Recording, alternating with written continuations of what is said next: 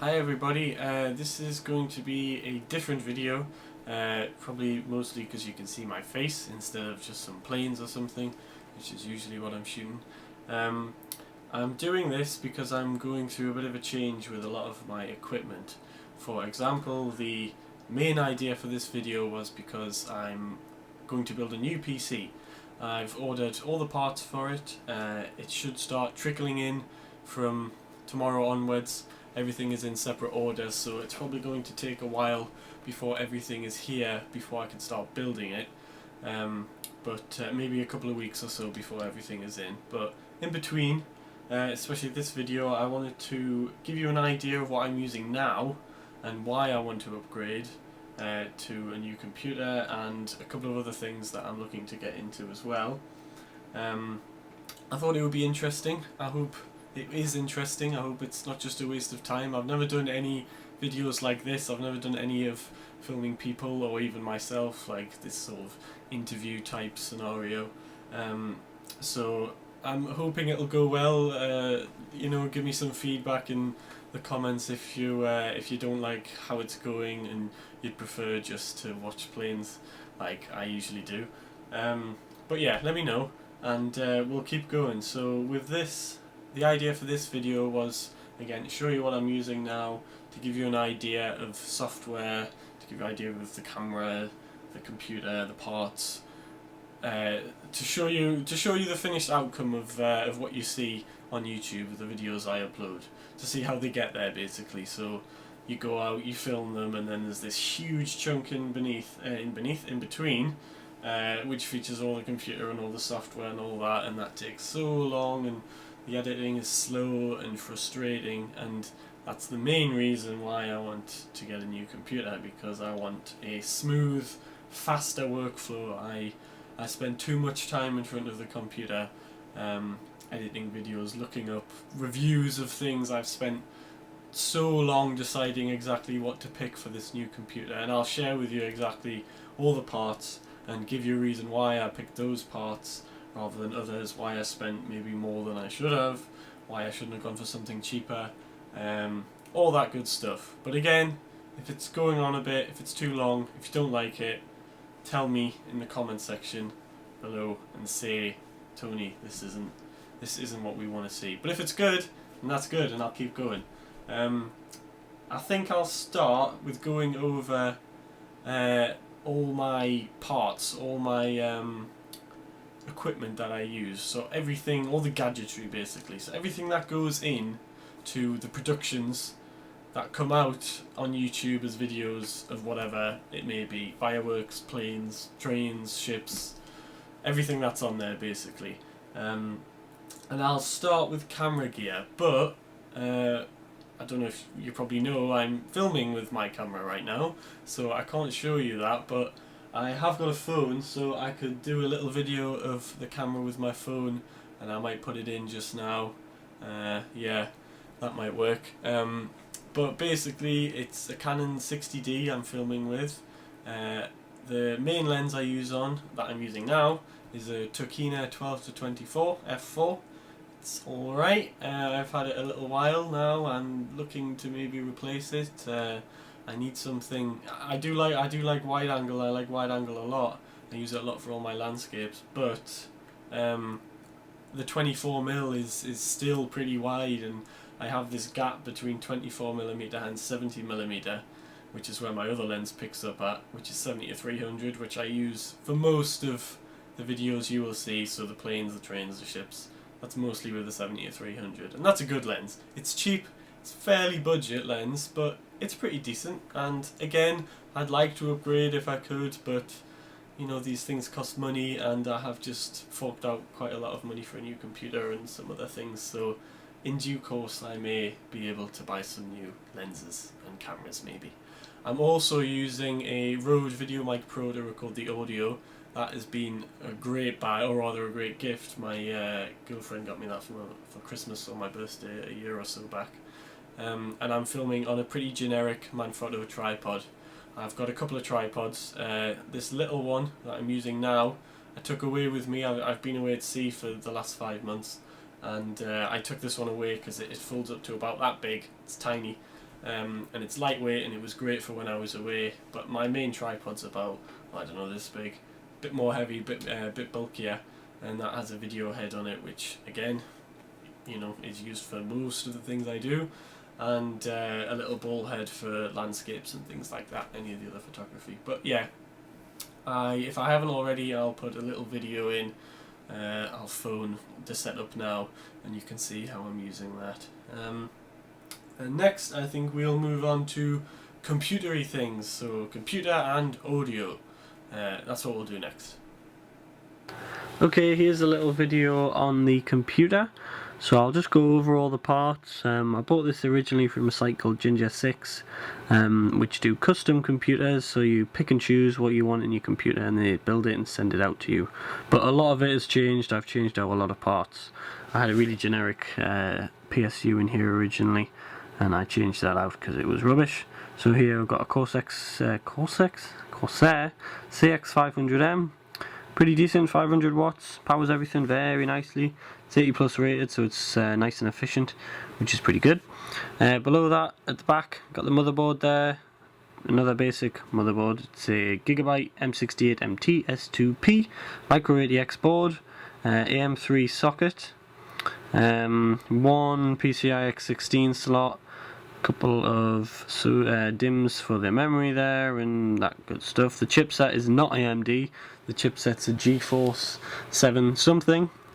So it's GeForce 7000 series, something like that, so you can't overclock a chip if you put it on this board, which is a pity, but I will be able to on the next one. Talking of the socket, the CPU under that cooler there is a AMD Phenom 2 quad-core 955. Pretty good. I've liked it. It's been good. It's been useful. It's powered everything up till now pretty well, and I haven't had any problems with it anyway. It's showing its age a bit and lacking a bit in performance in some of the higher end applications like Premiere Pro, but it's been a good workhorse and it'll be sad to see it go. On top of that is a Zalman CNPS5X Performer CPU cooler, air cooled. This was to replace the stock cooler. As with the stock cooler, sometimes the CPU was getting very hot. It was getting up to about 80-90 degrees, which is beyond what I would like. And simply adding this cooler, which is very cheap off Amazon, about £15, I knocked 10, 15, sometimes 20 degrees off the CPU temperature, which was pretty substantial, I thought, especially for that price. And the way I've got it set it up, I've got the CPU fan there blowing onto the fin array, and then the air coming out of the back of the fin array is getting sucked into that red LED fan and out the back of the case. So maintaining good airflow, I hope. Next to the cooler there you got the RAM, again pretty generic. It's Kingston 1333, 8 gigs, so 2 4 gig sticks. No fancy heat sinks or any fancy elements to that, very straightforward and basic. Down here we've got the hard drive. It's just an HDD, it's a Seagate Barracuda, 500 gig, 7200 RPM. I will have an SSD in the next build, which is going to be very necessary for lots of fast speeds and all that. Below that, got the GPU. I originally had a GT520, which is a very basic card, useful for not much apart from maybe multimedia, watching films or watching HD videos on YouTube, that kind of thing, but not good for gaming or any heavy applications like photo editing or video editing. So I purchased this instead, and this is a Sapphire Radeon 6850, 1 gig of memory. It's very good. It's quite power hungry. There's a 6-pin PCI power connector on the left there, so that's 75 watts, and there is power coming from the PCI lane itself, but I can't remember how much there is. But there's a big air cooler on the bottom there to keep it nice and cool. That's a good card. It's quite loud sometimes when it spools up. If you're playing on a game and it's gone to 100% load or something, it gets quite loud. But I will have a new GPU coming in the next build. So I don't know what I'll do with this. I don't know what I'll do with this system, actually. That's something I need to think about. Maybe one of the family members might want it. Anyway, lastly, under the GPU, you can just see the brackets on the right there. There's a Asus Sonar DGX sound card in a PCI X1 slot. That's pretty good. My onboard audio on the motherboard broke. It was knackered. There's a little bit of a mic 3.5mm jack inside the line-in port, and I've tried everything to get it out. It will not come out. Even bought a new motherboard, but then that one's audio failed. This is just to show how quite straightforward this motherboard is.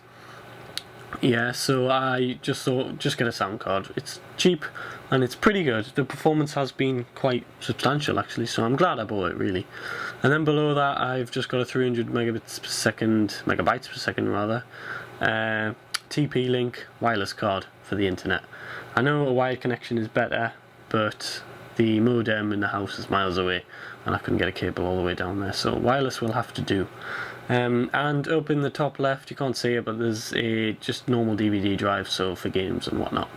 And that's pretty much it. I hope you like my cable management. I try to keep it as neat as possible. There's not really that many cables in this case anyway, and there's no room behind the motherboard tray. I took them away, so it's not ideal really for a hardcore system build. But it's been good for me, and it'll be sad to see it all go. But I'm very much looking forward to my next build. I'll leave the computer stuff at that and we'll move on. Okay, I hope you managed to stay through those last videos. I know I go on a bit. I hope it's still interesting. Remember to comment, and if it's not very interesting, let me know.